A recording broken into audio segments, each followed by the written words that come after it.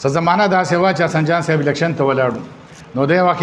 مولانا حسن جان صاحب خبره کوله بیا بار مولانا صاحب راغی مولوي صاحب چې راغی مولانا صاحب بس ډاکټر ارڅ ته دربدر شو بس د هغې بیان مخور که وخت مازدیګر و بیګلر صاحب له خلک به ډېر راتلل او ترسکونې خبرې کولې خلک به خندولم دې واقع مولانا صاحب نه چا چټ ورکړه وی تاسو اتحاد دی پیپل پارټۍ سره کړی که نه نو دا تاسو ولې کړی لکه زنانو سره او پردۍ پارټۍ سره بیا دغه کمونیزم او داسې سوشلیزم دا عقیده لري نو اوس د وخت مناسب به خامخا یو ښه سړی نه میلاویږي او د ګزارې سره میلاویږي نه خو تباه به شي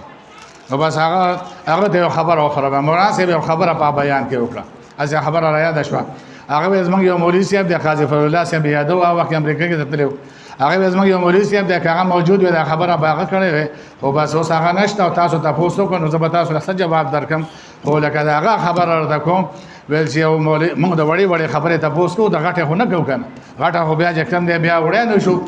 نو داسې وی هغه یو مولوي صاحب نه چا تپوس وکړو حضرت مولوي صاحب وی زه بهر ته ناست وم تقاضې ته نو ما نه لږه غونته وینه لاړه نو زما اودس مات شو نو هغه ورته وی چې او مات شو خبره پوهېږې که نه وی هغه ته وی صاحب ډېره لږه وینه وه وی بس مات شو نو وی صاحب ډېره لږه وینه وه بس مات شو نو وی صاحب بیخي په نشي حساب وه بس ویل بس هلکه اودس دې مات نو خبر نه وی څه وه هغه ورته ویل دا ته چې کومې تقاضې ته ناست یې اودس په دې مات شو ته د وینې غم وړی ته تقاضې د بار ته ناست یې اودس په هغې ماتېږي ته د وینې کمې او زیاتې خبرې کوې او دا چې کم دی اوس د قرآن شریف کې غټې خبرې دي نو موږ د هغې نه ځان نه خبرو لږه وړه خبره طلاق خو راشي بیا څومره د بوسونه کوو یو مفتي صاحب لکه به مولای بیا روا کوو مولانا حسن جان صاحب چې کله بیا دغه ته لاړې اسمبلۍ ته که نه هغه صحافیانو تصویر ایسته نو د هغې دا تاوېدل مطلب یې دا و چې دی به اوس ودرېږي نو موږ به د تصویر مزیدار وباسو که نه تصویر بیا صحیح راشي نو هغه روانو نو اخر کې چې پوه شو چې را دوی خامخا اوس دروغ غواړي نو هغوی ته وفرمایل ویل ما باندې سله شی جایز کوئ خو یو تصویر د ایستې وباسئ که نه معنا ده چې زه ته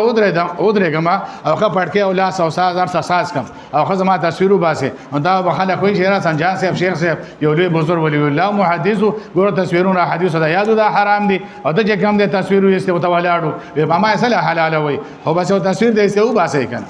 نه دلته مولوي صاحب ته مو بیا راځي سرکانه داسې لیونی راشي نو هغه یې بس ته لږ ودرېږه چې بس تصویر لږ وباسو نو هلکه ما هم ورته ودرې ځان هم ګناهګارې ما هم ګناهګارې او جومات هم دی دا هم حرام دي نو هسې بعضې خبرې غټې موږ تپوس نه کوو بیا د هر چا نه تپوس کوو چې یاره مولوي صاحب له زو کم دی فتوا به یې راوړي خو ما نه بیا هم تپوس کوي چې یاره دا مسله به څنګه وي نو که ته تا قشان وې دا فتوا خو ما رسیا به کوړي والا هم را کړې ده دا ورته جهاد اسلامي هم را کړې ده دا حقاني هم را کړې ده نو ته هم دغه مسله دا خو صاحب بدلېږي را بدلېږي نه نو په وړه وړه مسله کې موږ بیا ځان لپاره د روا او د